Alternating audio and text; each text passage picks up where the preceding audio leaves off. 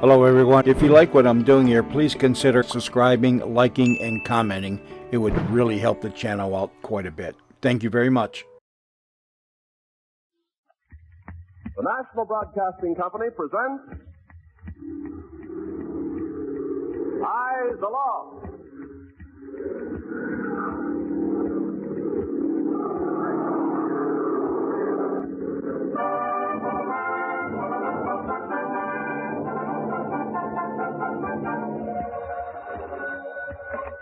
Army flight.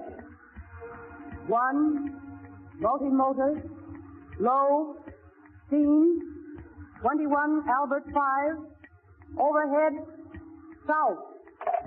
Flying the ball, watch the sky, watch the planes flying the lanes of the ball. Flying the ball. Eyes Aloft, the 4th Fighter Command of the United States Army Air Forces, in cooperation with West Coast radio stations, presents this series of Monday evening programs honoring the 150,000 volunteer civilian observers and filter center workers whose round-the-clock vigilance keeps watchful guard of the Pacific coast against attack by enemy planes. Flying the ball, night and day, will help protect the USA.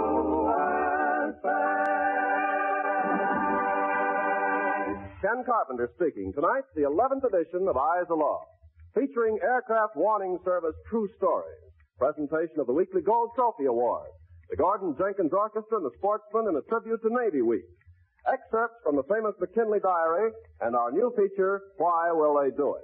During this broadcast, we will switch to San Francisco, where Colonel John C. Gray will interview the director of the 9th Region of Civilian Defense, James C. Shepard.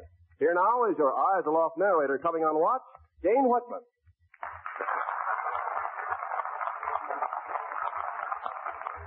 Good evening, ladies and gentlemen. Here is a short story about a woman who wanted to serve her country in these troubled times, but didn't know how.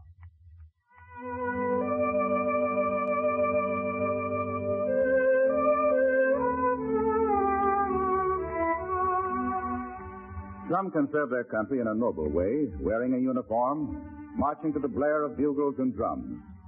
Some are honored with awards of recognition, the Purple Heart, the Silver Star, the blue and gold 500-hour medal of the Aircraft Warning Service.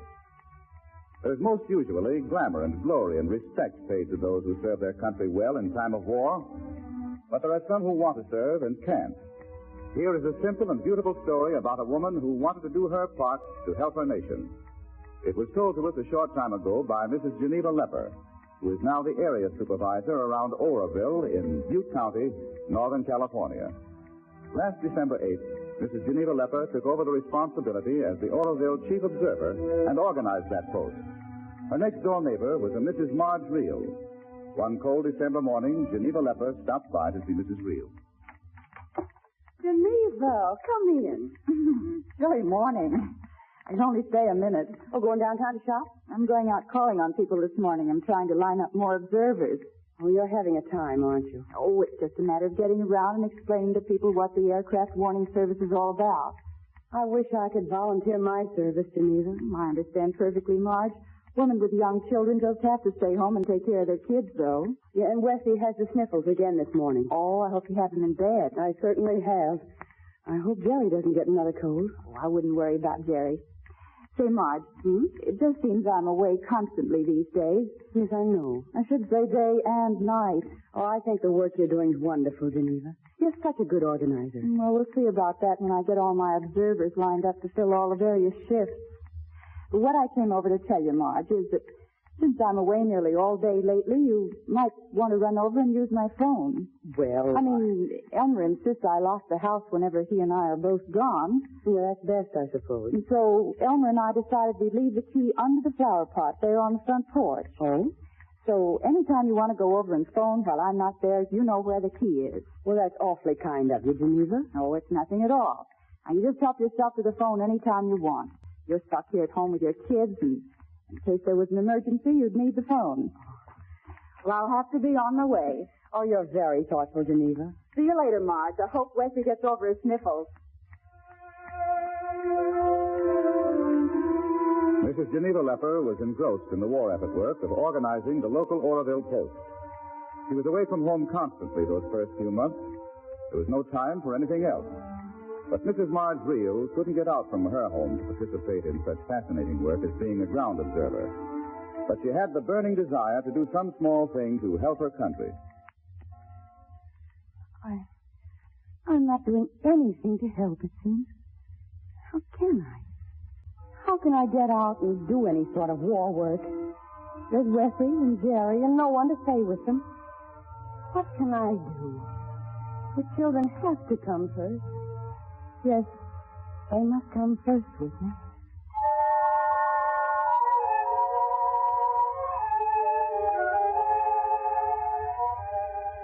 The problem troubled Marge Reel, for she was a normally patriotic woman, and she wanted to help. Well, later that day, she went next door to the leper residence to use the phone to order groceries. She found the key under the flower pot, right where Mrs. Leper said it was.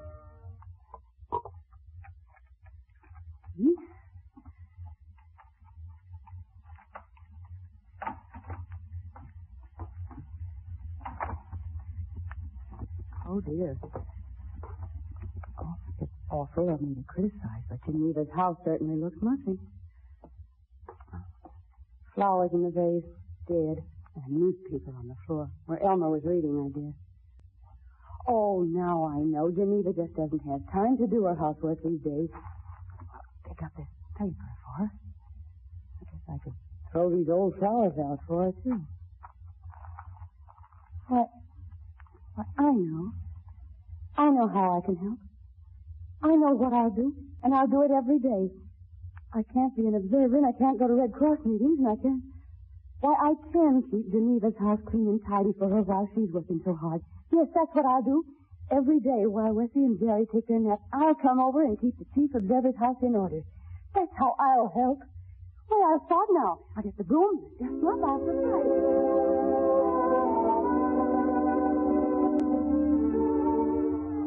You say there's no glory, no thanks in house cleaning? In this case, there was. A simple task, yes, but one with a heart and purpose back of it. It's the way one young woman, Mrs. Marge Reel, whose husband is in defense work in the Panama Canal Zone, helped out. She had no time to serve as a watcher at the observation post. There were children to be cared for. She must have known there generally is no recognition for the task of housework. But Mrs. Marge Reel, good neighbor of busy Mrs. Geneva Leper, must be honored. Tonight, we pay tribute to a real American woman who created an opportunity to do her bit for her country. Good neighbors make good Americans. We salute Mrs. Marge Reel.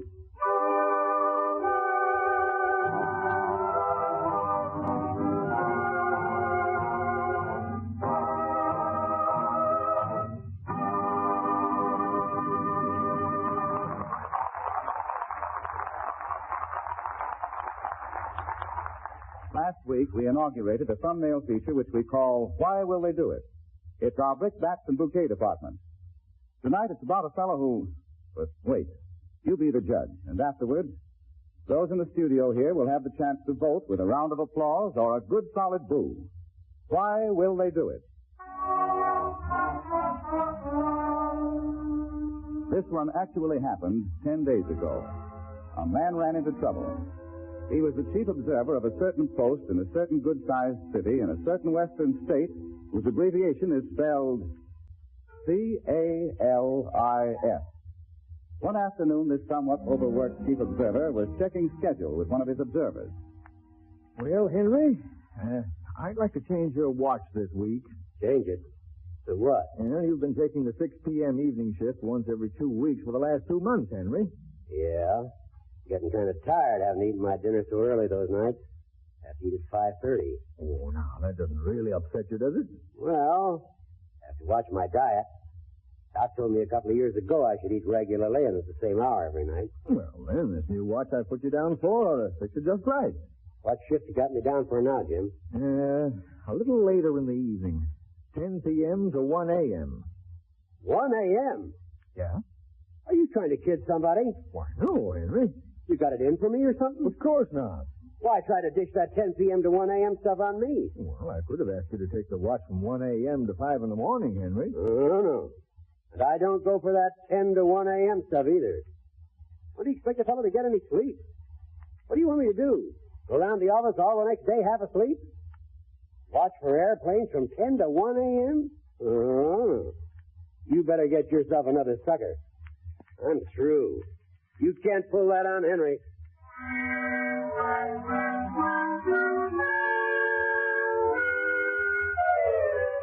But 2 nights later, this is what Henry was doing. Okay, I caught you. What you got? 3 kings, Henry. 3 keys. Wow. You're popped, and I'm clean. Oh, now, don't quit, Bill. It's early. Oh, it's 3 a.m., Henry. I promised my wife I'd be home at midnight. Well, don't worry. We'll accept your check from now on, Bill. Yeah. Oh, don't go. The night's only a pup. Let's play till 4, huh? Henry's right. Don't break up the game, Bill. Well, We'll show you some real poker from now on. I tell you, boys, let's set the limit for 5 a.m. Well, okay with me. Make it 5. Who's sleepy? Not me. Old Henry's good for the rest of the night at this game. Deal 'em, boys. Who has to buy? Why will they do it? That same so-called solid citizen complained at taking watch at the observation post from 10 to 1 a.m. But he's raring to keep a poker game going till 5 in the morning. What's your vote for a guy like that? A boo or a round of applause? You bet your sweet life. All a bird like that deserves is a good, solid bouquet. And we hope you're listening tonight, pal. Now you know what the rest of this Pacific Coast community thinks of you. You want to get back in good with the rest of the gang again? Okay. Then go to your phone right now and call your chief observer and tell him you'll take any watch he can assign you. We hope there'll be no hard feelings for bringing this to your attention. Incidentally, in off moments, poker is our favorite indoor sport, too. But let's not give phoning excuses to get out of a responsibility to the community and the nation. Yeah. Why will they do it?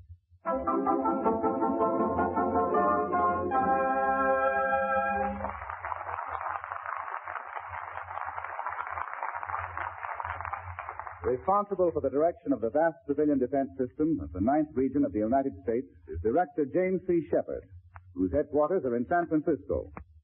Supervisor of the activities of more than 1.25 million people dedicated to lessening the effects of the enemy's blow should it come. James Shepard must coordinate civilian operations with the demands of Army, Navy, Red Cross, and many other concerned agencies. At this moment, we switch controls to San Francisco, where Lieutenant Colonel John C. Gray, Assistant Executive Officer of General Kepner's staff, will interview James C. Shepard, Director of the 9th Civilian Defense Region. Calling San Francisco, please.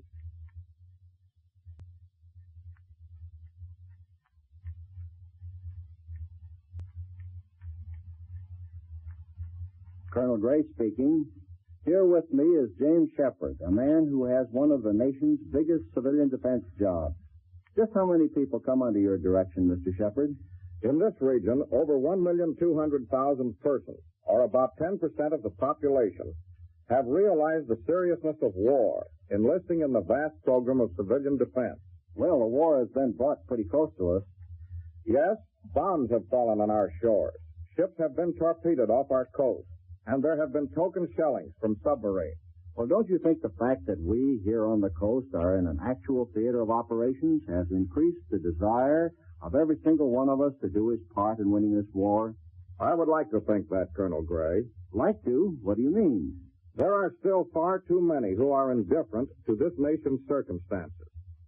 This war will not be won until every man, woman, and child is doing something definite and tangible towards winning it. Victory will never be purchased by dollars and cents alone. I agree, Mr. Shepard. For 10% of the people in this region who have volunteered to look out for the safety of themselves and the other 90%. Yes, Colonel. And closely allied in this vital mechanism is the work of the 150,000 persons who are serving in the aircraft warning service of the 4th Fighter Command. They are an important factor in the active defense of their country from air attacks. And I think these people are beginning to be more thoroughly understand and believe in the importance of the work they are doing. Well, I know that some who sit in lonely posts or in isolated filter centers, day after day, night after night, sometimes wonder if their service is really important. But they must have faith. They must continue to serve, and others must volunteer to assist in the job. The Aircraft Warning Service must continue. The observers and filter center workers must be constantly on the alert and ready for any emergency which may come. Right, Colonel. Pardon me, but I can't help but think of you as one of us in uniform. Do you suppose the other 1.25 million civilians working with you realize that they are shoulder to shoulder with the men in the armed forces and are releasing many thousands of soldiers for combat duty? Some do, perhaps. Some also realize it is a privilege to serve in the defense of their homes rather than a duty. Though they receive but little acclaim, theirs is the stern and durable satisfaction that they are serving effectively as citizen soldiers.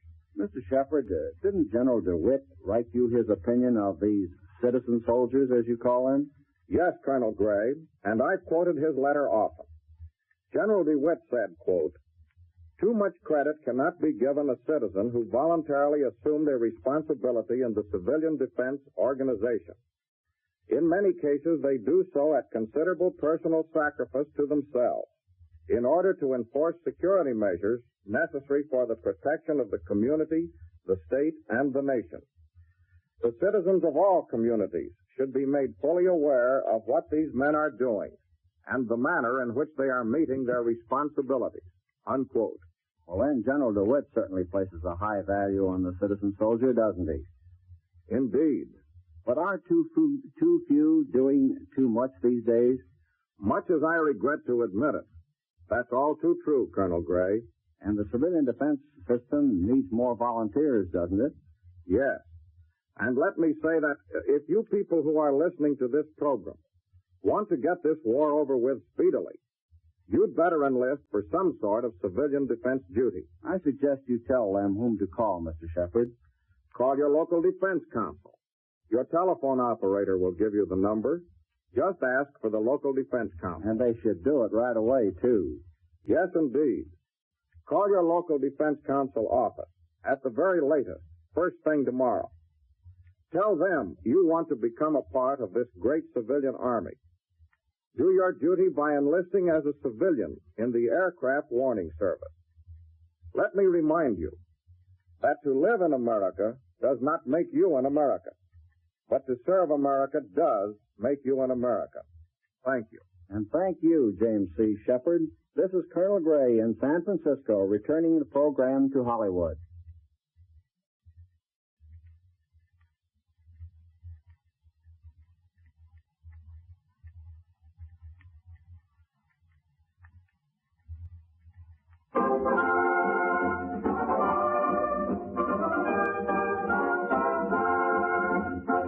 Today, the United States Navy is the most powerful force on the seas.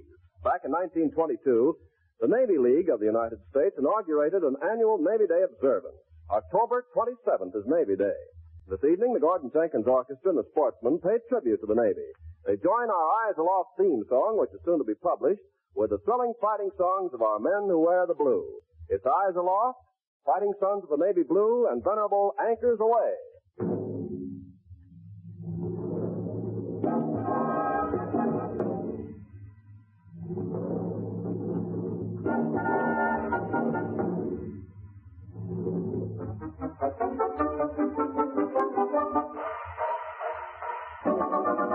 Eyes aloft, watching the sky, watching the planes flying the lanes up above. Eyes aloft, always on guard, lending a hand, protecting the land below. Once by land and through it by sea was once the sentinel sky, but a modern 20th century fall revered was once the sky. Eyes aloft, night and day, will help protect the USA.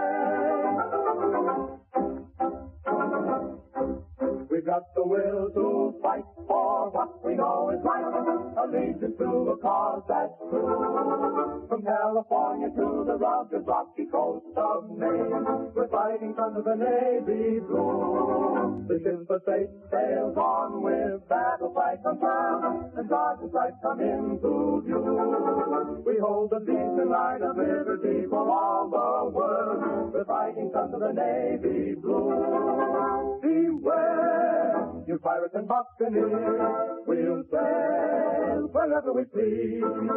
Take care, for Uncle Sam will never rest until he's won the freedom of the sea. But if it's war they want, we've got the what it takes to make democracy come true. We've got the ships, we've got the guns, we've got the courage too. We're fighting under the Navy blue. Anchors aweigh, my boys, anchors aweigh. Farewell to college boys, we sail at break of day. To our last night on shore, bring to our home. Until we meet once more, here's wishing you a happy boys home. One of our lands, and Philip I say, was once the sentinel sky. By the modern 20th century fall, revere must watch the sky. By the law, night and day, we'll help protect our USA.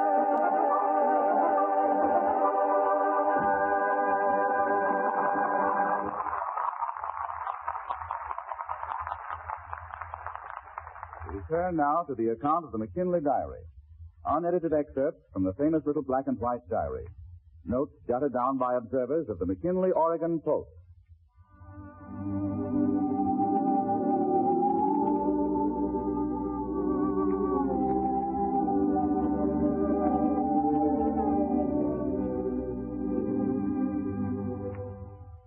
Not too long ago, the good people who live in the green little mountain valley built a monument. A monument designed to withstand the ravages of time. The structure is small, simple. A roof of tar paper, unpainted walls, a plank floor. A monument to defy time. Well, the building is frail, to be sure. But the spirit of the community, which erected the little observation post, is strong. It is the spirit that is the monument that will outlast time.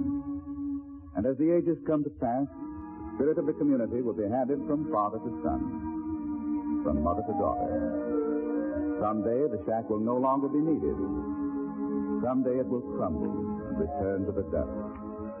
But the spirit of the people of the shack will stand as a monument eternal. A monument to what? A monument to home, to the right of freedom, to America.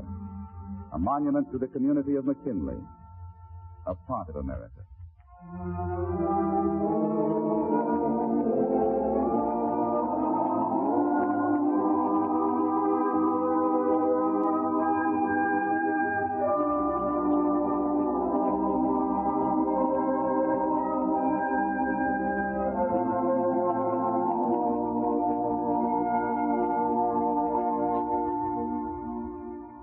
Here now, let us once again step into the little building.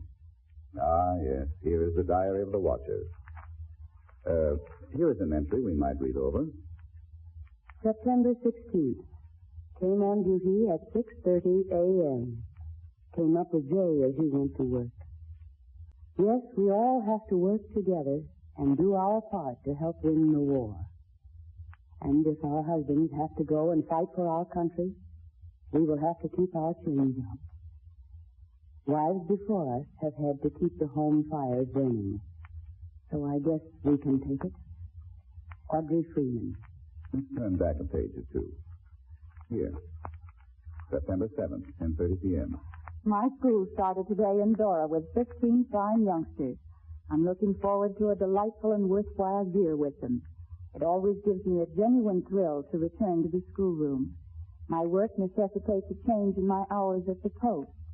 However, as soon as the rush season, canning, and the like is over, I plan to come here from 6 p.m. to 12 midnight, 2 nights a week, thereby getting in the time I have pledged myself to give to this work.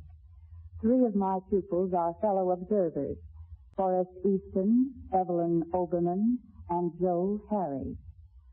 Rosabelle Brown. One more entry now before we have to move along. Oh, let's look back here in May. Sunday, May 17th, 1 a.m. Forrest is asleep. I have been counting the names in the logbook. There are 16 men and 21 women listed as watchers. Some have been at the post only once. Some have been on duty often. It is a shame that more persons do not help with this work. Cars are at this moment rushing along the highway through the night, carrying wide-awake revelers home. Yet most of them would suddenly become sleepy and tired if asked to help the United States Army guard the nation for a few hours once a week.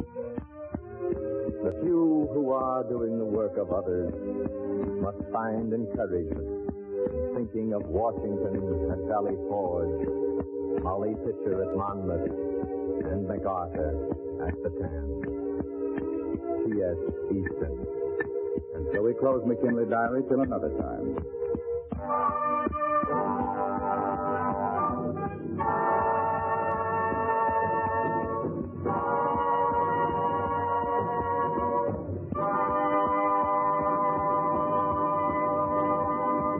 Tonight, ladies and gentlemen, we are taking the suggestion of you who listen to these programs.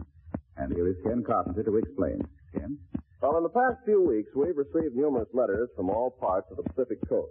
Frankly, our Board of Judges, which selects the Gold Trophy Award winners, has been criticized on one score.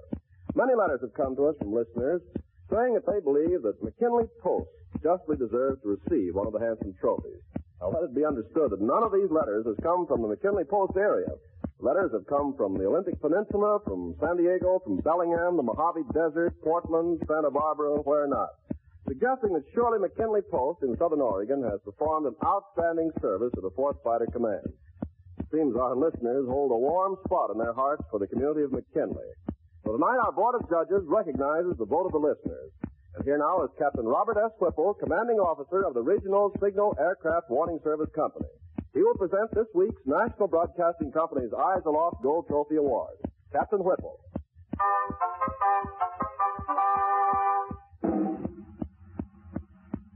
The McKinley, Oregon Post is located in a territory over which few planes are ever sighted. Many observers at the McKinley Post have never had the privilege or thrill of reporting an airplane to the Army. Because the community is small, McKinley Post is operating in a very few observers. Many observers have enlisted or have been drafted. Still, every shift has been maintained. The little post has a high efficiency record. It is with real pride that we present this week's Eyes Aloft Gold Trophy Award to the McKinley, Oregon Observation Post, a post in a truly 100% American community.